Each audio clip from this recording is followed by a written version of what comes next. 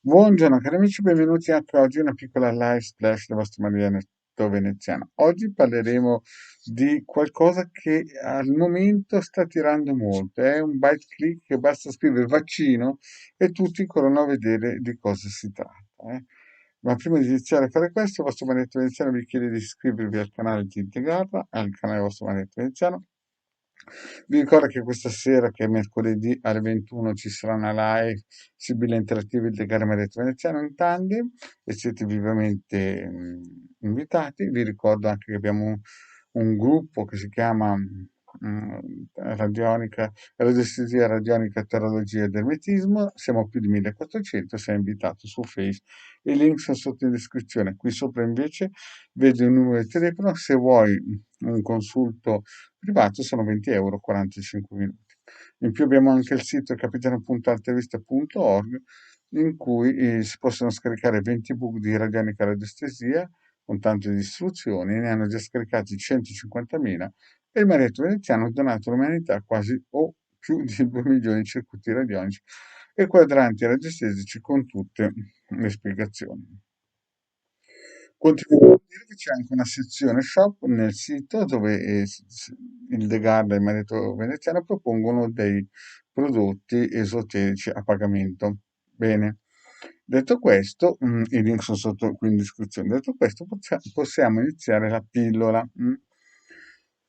E di cosa parliamo di questo vaccino? Beh, prendiamolo un po' distanti, perché la gente non si rende conto in che mondo siamo, no? Cioè, praticamente la gente nasce, chi è nato come me nei baby boom, chi è nato negli ultimi anni, entra nei social e legge di tutto. Ma analizziamo un po' la situazione. Negli ultimi 2000 anni cosa c'è stato? C'è stata una chiesa di Stato fortissimo che 500 anni dopo la morte di quello che veniva chiamato come Cristo, si è creata questa Chiesa di Stato, questo organismo che praticamente a colpe di regole della serie se la terra non è piatta e la vedi rotonda ti porto al rovo, o a caccia le streghe e quant'altro. E quindi siamo arrivati praticamente verso il 1700 a colpi di guerre sanguinose, gente che moriva per strada di fame, di malattie date da batteri e da virus. Quindi diciamo che a ben vedere ultimamente stiamo benone. Poi è arrivata la prima e la seconda guerra mondiale e noi ci siamo trovati, noi quelli del baby boom, in una situazione estremamente vantaggiosa. In questo periodo siamo in una zona di transito, un transito molto importante anche a livello planetario, come dicevo già da 6-7 anni, siamo in un periodo in cui stiamo entrando in una fase importantissima e tutti cercano in un modo o in un altro di frenare l'avvenimento. Qual è quell'avvenimento? L'avvenimento è che c'è sempre qualcuno che vuole, come si suol dire, avere il giardino più verde dell'altro. E quindi usa qualsiasi mezzo, perché vi ho già spiegato in altre pillole, la Terra è rotonda, la Terra è sotto gli influssi di varie energie planetarie, o chiamiatele anche come ho detto, comunque sono energie, quindi non ci sarà mai quello che viene definito l'anticristo che governerà il mondo, ma ci sarà sempre in una parte del mondo un determinato personaggio che governerà forte e viceversa. Questo in tutto il mondo, quindi non esisterà mai, non potrà mai esistere una sola persona che governerà tutto. È una diceria apocalittica che si è sempre voluto dire per influenzare le masse, ma non c'è né primo né secondo né terzo segreto di Fatima. La situazione è che ognuno deve pedalare con le proprie forze e col proprio karma. E qui arrivo al punto, quello dei vaccini. Cioè noi abbiamo visto che dal 2020 in avanti o lo hanno messo fabbricato, come dice qualcuno online, studi organizzazioni paramilitari o è venuto giù dal cielo, no? Però sta di fatto che questo virus ha cominciato a impensierire l'umanità. Prima la chetichella dalla Cina e poi, pum, si è sparso dappertutto.